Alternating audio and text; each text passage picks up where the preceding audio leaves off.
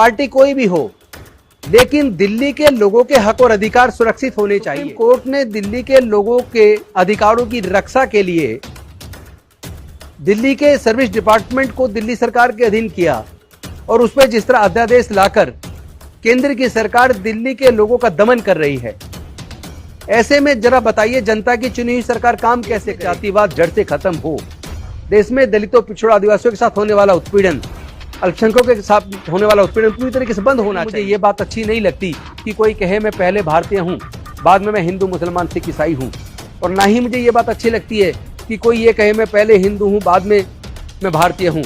वो कहते थे मुझे ये पसंद है, मैं पहले भी भारतीय हूँ और अंत में भी भारतीय हूँ। तो आप सब लोग भारतीय बने, भारतवासी बने, इंसान बने, न्याय पसंद बने।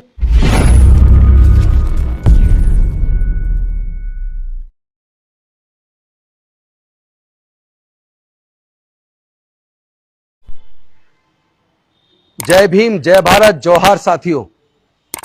आज मुझे आपके बीच फेसबुक लाइव आना पड़ा, क्योंकि पहले तो मैं आप सबको बधाई इस बात के लिए दूंगा कि तमाम विपक्ष के साथी आज इस आवश्यकता को महसूस कर रहे हैं कि पूरे देश को एकजुट होने की जरूरत है।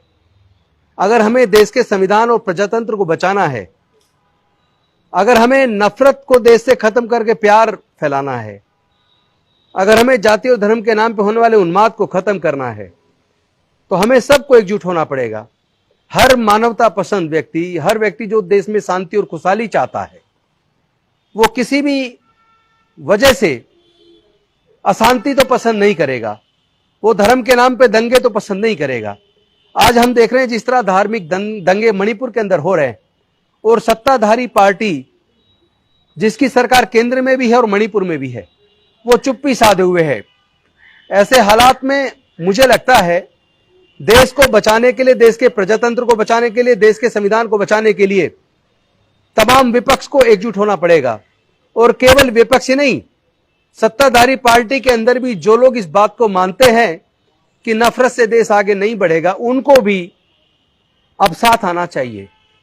आज एक बहुत बड़ी दुख की बात है कि दिल्ली की सरकार, चाहे किसी भी पार्टी की सरकार हो, आज आम आदमी पार्टी की सरकार है, इससे पहले कांग्रेस की सरकार थी, कांग्रेस से पहले भारतीय जनता पार्टी की सरकार थी, हो सकता है भविष्य में फिर किसी और की सरकार आ जाए।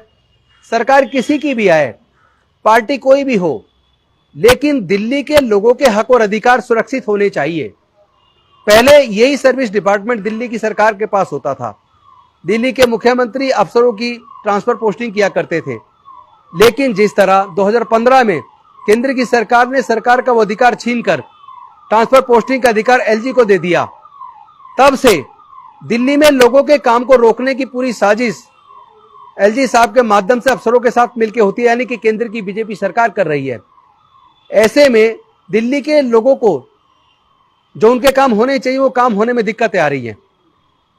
आज दिल्ली की सरकार ने 8 साल की लंबी लड़ाई के बाद सुप्रीम कोर्ट से इस विवाद का हल निकाला, क्योंकि कोई भी व्यक्ति जब परेशान होता है, प्रताड़ित होता है, तो अंत में वो सिर्फ कोर्ट की शरण में जाता है।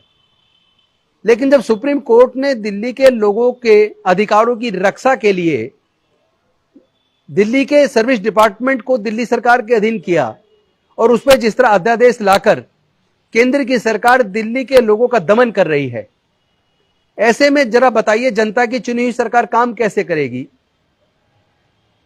मैं चाहता हूं, एक निवेदन करना चाहता हूं पूरे देश के विपक्ष से, आप किसी पार्टी का सपोर्ट ना करें, लेकिन दिल्ली के लोगों के हक अधिकार की रक्षा तो करें। पूरा विपक्ष एकजुट हो देश को बचाने के लिए। इस तानाशाह सरकार को उखाड़ फेंकने के लिए पूरे विपक्ष को एकजुट होना चाहिए, लेकिन साथ ही साथ उस एकजुटता में दूसरा मुद्दा यह भी होना चाहिए कि देश में जातिवाद जड़ से खत्म हो, देश में दलितों, पिछड़ों, आदिवासियों के साथ होने वाला उत्पीड़न, अल्पसंख्यकों के साथ होने वाला उत्पीड़न पूरी तरीके से बंद होना चाहिए। क्योंकि भारत में रहने वाले सभी लोग भारत के हैं, भारतवासी हैं। हम लोग इंसानियत पसंद है, मानवता पसंद है, न्याय पसंद है।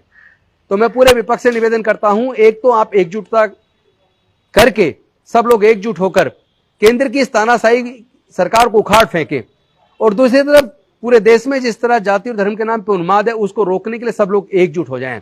और तीसरा, ये जो दिल्ली के अंदर अध्यादेश लाकर सुप्रीम कोर्ट के जजमेंट को पलटकर दिल्ली के हक अधिकार को छीनने की कोशिश केंद्र सरकार कर रही है। आप लोग से मेरा निवेदन है, चाहे वो कांग्रेस हो या चाहे वो आम आदमी पार्टी हो या चाहे बाकी दूसरी पार्टी सपा बसपा एआईडीएमके डीएमके जेडीयू जेडीएस या नीतीश जी की पार्टी हो या दूसरी पार्टी हो, ममता जी की पार्टी हो, सब लोग ये समझे कि सरकारें आती जाती रहेंगी लेकिन लोगों के हक अधिकार सुरक्षित रहने चाहिए।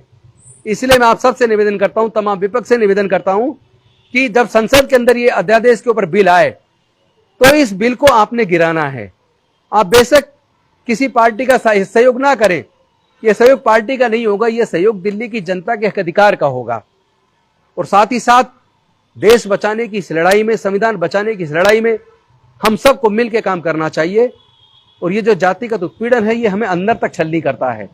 हम चाहते तमाम विपक्षी पार्टियां इसको अपने एजेंडे में डालें कि जैसे ही अगली सरकार 2024 में पूरे देश की ये मिलीजुली सरकार बने, ये पूरी तरीके से जाति को जड़ से खत्म करे, धर्म के ऊपर, जाति के ऊपर होने वाले उन्माद को जड़ से खत्म करे।